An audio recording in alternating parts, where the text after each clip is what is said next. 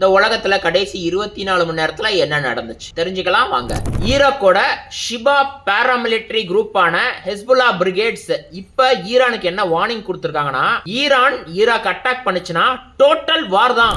Zelensky இப்ப என்ன சொல்லிருக்காருன்னா, US Ukraine security deal 100% ready ஆயிருச்சு அப்படின்னு போல்டா சொல்லியிருக்காரு. இந்த கடந்த மாசத்துல மட்டும் ட்ரம்ப் தலைமையில இருக்கக்கூடிய ஐசிஇ அப்படிங்கிற தீவிரவாத கும்பல் இமிகிரேஷன் ஆபீசர்ஸ் பாக்குற எல்லாரையும் மினிசோட்டால கொன்னு குவிச்சுக்கிட்டு இருக்காங்க.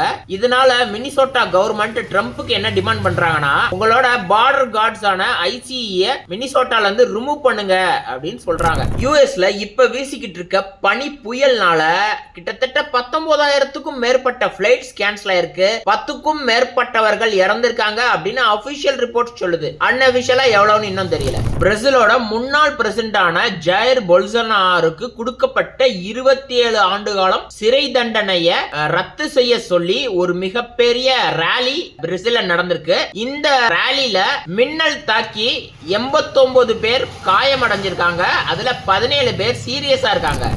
ஹாய் ஃப்ரெண்ட்ஸ், ரத்தினம் வெரைட்டி ஸ்டோர் உங்களை அன்புடன் வரவேற்கிறது.